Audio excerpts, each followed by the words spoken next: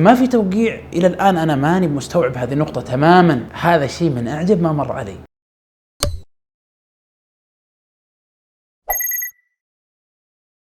السلام عليكم ورحمة الله وبركاته. من المواقف العجيبة والغريبة ومن أعجب ما يمر عليك من المواقف. قبل فترة من الفترات كان عندنا تنفيذ لأحد الشركات، كان التنفيذ طبعا على شيك. جينا تحققنا من البيانات، طلعنا على الشيك، ثم طلعنا على الشيك الآخر، كانت شيكين، وبالفعل تحققنا من صحة الشيكات ومستوفية لجميع الإجراءات النظامية، وكان هناك تفاوض ودي للوصول إلى حل قبل اللجوء إلى قضاء التنفيذ. وطبعا أنا سأصل إلى تنبيه مهم من هذا العرض أو من هذه الواقعة التي مرت به. بعد أيام، بعد محاولات الصلح، لم يتم الصلح مع الطرف الآخر، ثم بدأنا في الإجراءات القضائية. طبعا مثل ما تعرفون أن الشيك حتى يتم تنفيذه لابد أنك تراجع قسم الشرطة ويتم التختيم على الشيك لأجل الحق العام والاطلاع على الشيك واستيفائه لجميع الإجراءات النظامية، كذلك ورقة الاعتراض من البنك. خرج من عندي أحد الموظفين متوجه إلى الشرطة بعد ما استوفينا جميع الإجراءات، وكان الشيك عندنا مستودع له فترة، ما يقارب خلينا نقول أسبوعين أو شهر بين ذا وذا. لما توجه الموظف للشرطة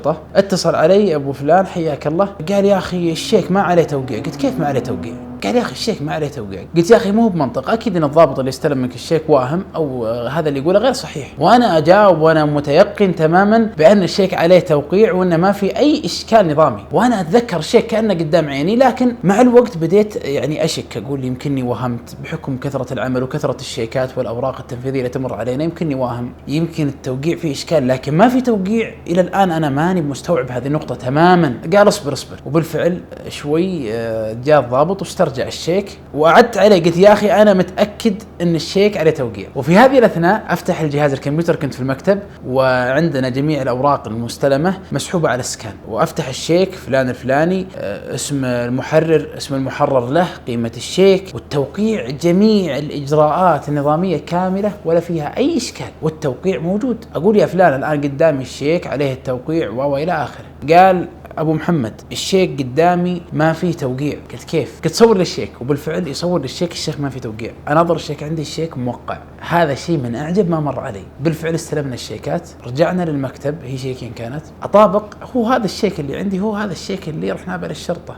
بعد التحقق تبينت أن هذا الشخص وقع على الشيك بقلم يذهب مع الأيام. بعض الأقلام أكيد سمعتوها، بعض الأقلام إذا وقعت بها سهلة المسح، وبعضها إذا تعرضت للحرارة زال الحبر، وبعضها مع الأيام تزول. والذي يظهر أن هذا الشخص وقع بهذا القلم الذي يزول مع الأيام.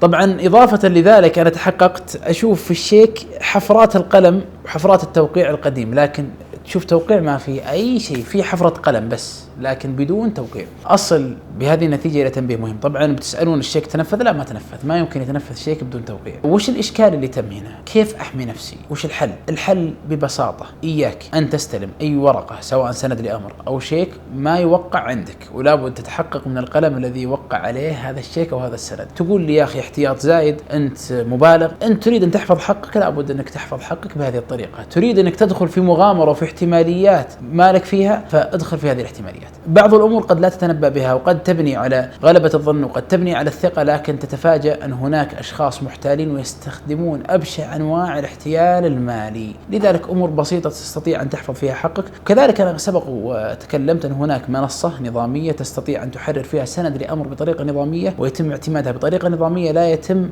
الطعن فيها. من أفضل المنصات التي أنصح الجميع باستخدامها والاستفادة منها. أسأل الله لنا ولكم التوفيق والسداد، والسلام عليكم ورحمة الله وبركاته.